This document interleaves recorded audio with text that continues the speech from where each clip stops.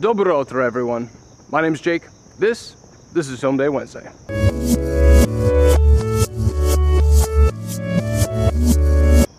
Oh, I have headphones on. Again. How rude of me.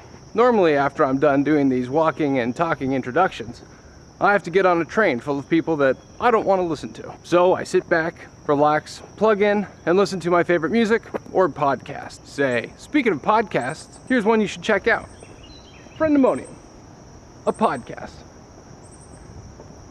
This week's release is their 50th episode, and I was honored with being able to co-host with Brandon Bernhardt. It was a lot of fun, and you should check it out. So, what's in store for us today? Last week we had some good questions about various settings on your camera besides ISO, and I thought that it would be great to respond sort of further in that vein and discuss settings in which you would need to set in order to capture good images depending on the light, and we're going to go over that. It's going to be a little bit technical, but that might be fun. And if you're not interested in that sort of thing, I don't know, tune in anyway. What if you're stuck on a desert island with a DSLR? You're going to want to take great pictures, right? You're going to want to know how to use it, right? Right? And I'm very sorry to say that Bridget Keating, although you want to see less of me, there will be plenty of me. And although I intended to put horses and puppies in this episode,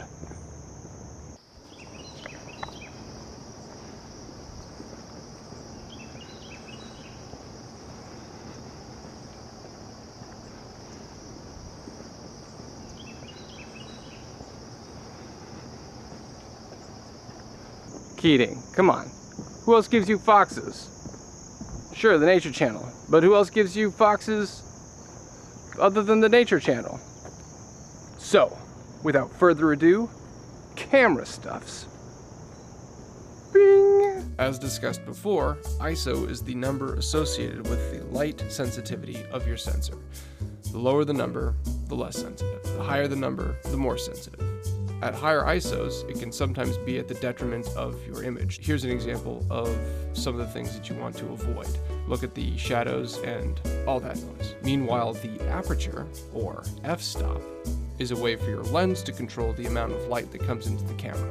There's a fair amount of science here that I wasn't willing to draw, so suffice it to say that the lower the number, the larger the hole, and the shallower the depth of field. The reverse of that, the higher the number, the smaller the hole, the larger of depth of field. At f1.8, the tree and I are in focus and everything else is pretty out of focus. Whereas in f16, the background's in focus, more or less, I'm in focus, there's a lot more in focus that you can see.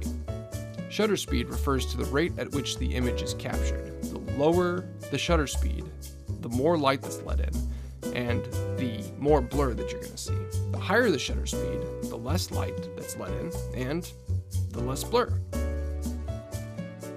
In videography, you need to observe the frame rate in order to set the shutter speed.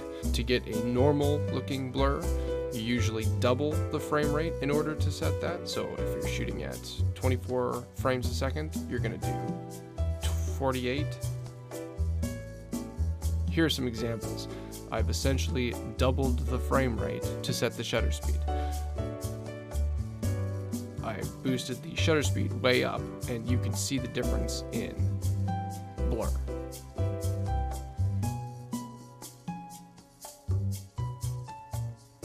So remember, ISO is the light sensitivity of the sensor in your camera. Aperture, or f-stop, is the amount of light that is let in through the lens and can determine how shallow your depth of field is. Shutter speed determines the motion blur in the still image or video, and frame rate only has to do with videography, but it helps you determine what to set your shutter speed at. Double the number of the frame rate and you'll get a realistic blur. Anything else, you might get something that's pretty stylistic, and it could be a choice. So, to check it out. Check out those crazy hands. Thanks so much for tuning in, guys. I had fun. I hope you did too. If you have any questions, please let me know. Otherwise, I hope you have a wonderful week, or 2 weeks, or 3 weeks, and we'll see you in the next installment.